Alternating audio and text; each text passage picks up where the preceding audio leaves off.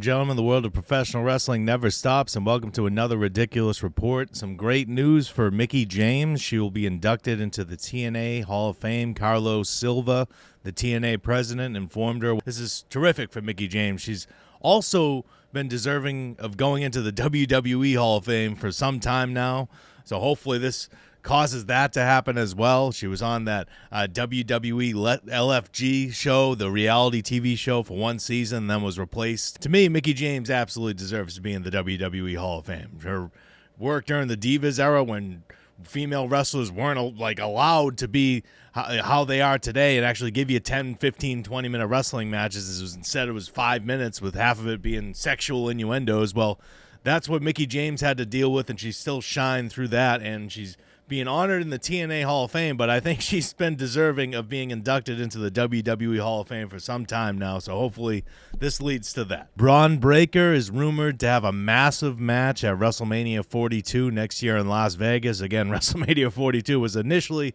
supposed to be in New Orleans. The Rock, that attention seeker, had to make that announcement that WrestleMania would be in New Orleans. This big announcement only for WWE to say, actually, never mind, Las Vegas is giving us more money. Screw you, New Orleans. We're going to take that money and go back to Vegas, and then we're going to go to Saudi Arabia for an extra fuck you to the fans. But anyways, Bron Breakker is rumored to have a massive match at WrestleMania 42 against Brock Lesnar, who returned earlier this year, decimated John Cena at WrestlePalooza, and reportedly he's taking a break.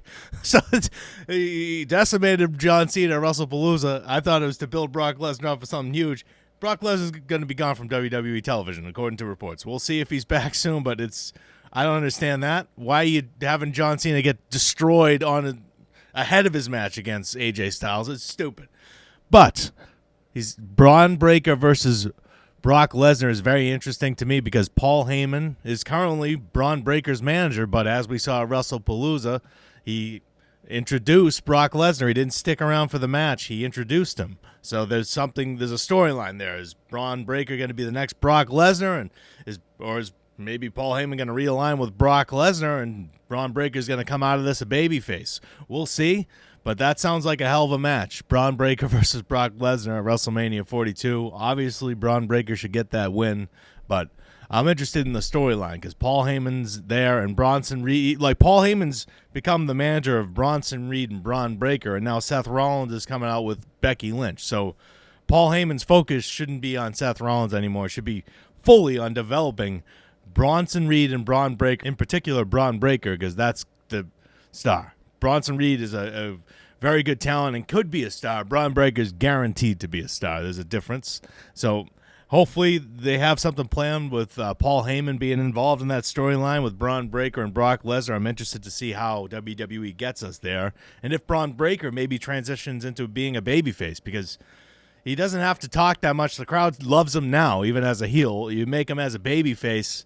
There's a lot of potential there with Bron Breakker. AJ Styles was interviewed by Tokyo Sports and provided an update on when he plans on retiring, and the answer is sometime next year. So his retirement is coming soon. He said, "I'll definitely retire within the next year. I don't want the fans to see me as anyone other than AJ Styles. That's the main reason.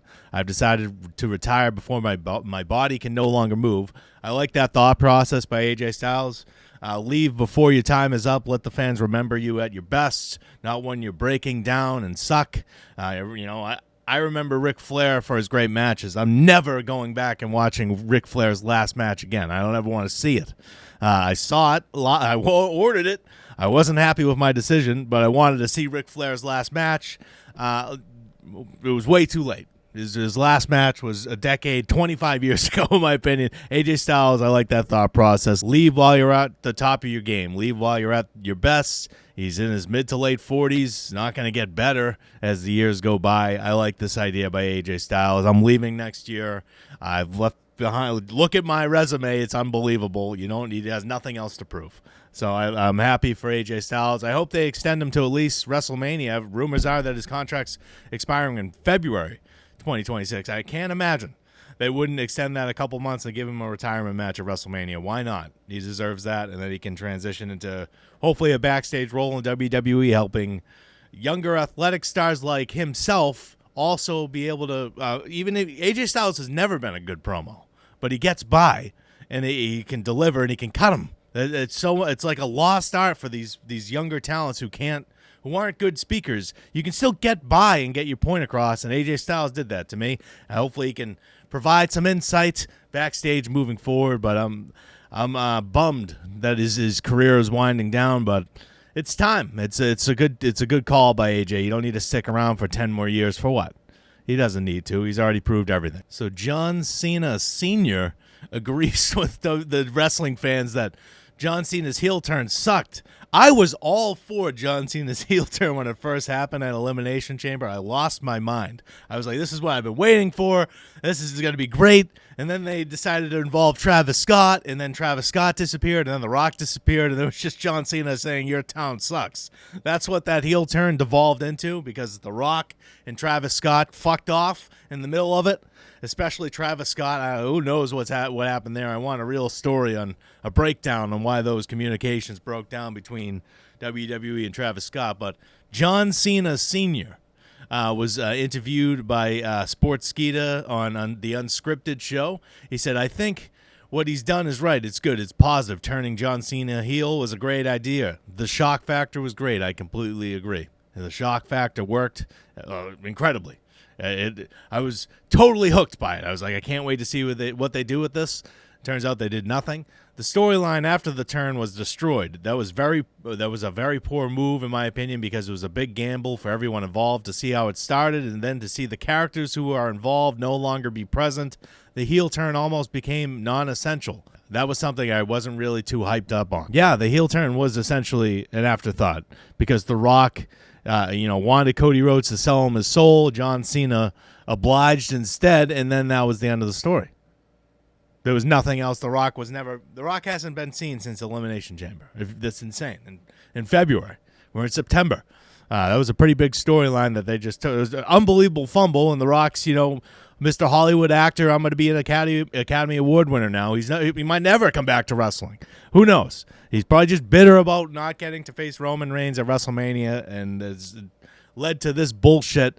But it's really unfortunate for John Cena's final run. It's been a real disappointment. I think in 5-10 years, people are going to look back on John Cena's run as a major flop, unless they have something planned in the next month or two, or if they extend it to WrestleMania, which I think they should. I don't think anybody would care if they just said John Cena's retirement tour is going to WrestleMania 42. I think they should do that because I don't want John Cena's last WrestleMania match to be won because of Travis Scott's interference. Please. Santino Marella, the former WWE star, now commissioner of TNA, whatever the hell his title is. I don't know what the exact title is for his boss man character on TNA, but he spoke to Lucha Libre Online, and he thinks that TNA has a real shot at becoming the number 2 promotion, supplanting All Elite Wrestling. Here's what he said. So, of course, WWE is number 1. They're so far ahead. We'll never catch them in my lifetime. But number 2 is obtainable. Number 2 is really something we can do, and if we can accomplish that, man, that's humongous. I think number 2 is very attainable for TNA. They're doing an invasion with NXT. NXT beat AEW Dynamite again in the ratings this week. That old Triple H quote, which I thought was douchebaggy at the time. It's not a sprint, it's a marathon. It's turned out to be very true, and I think that TNA has a real shot at becoming the number 2 if WWE keeps throwing some of their talent to that promotion. They're clearly trying to just phase out All Elite Wrestling. We'll see what happens over the years. They got to get some of these guys to become household names. Kyle Fletcher, everybody's got to know who he is soon. You got to create stars. This is the wrestling business. It's not just, you can't just put on wrestling matches. I don't know what happened, where AEW went wrong and thought that they could do that, but TNA could definitely become the number 2 promotion in the next few years. I wouldn't be surprised if it happened. Randy Orton has been teasing a rivalry with Cody Rhodes for what feels like a year now, but his wife is not happy with how WWE's booking him. He's not being featured on some of the recent PLEs.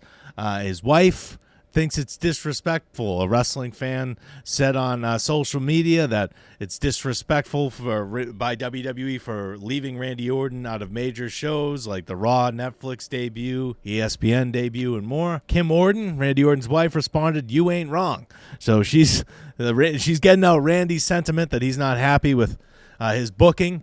He's a big star. He had that, match against John Cena at Backlash, and he's been ridden off television a couple times by attacks. It's been underwhelming. Of course, he was supposed to face Kevin Owens at WrestleMania 41, but Kevin Owens got neck surgery, and they squashed Joe Hendry.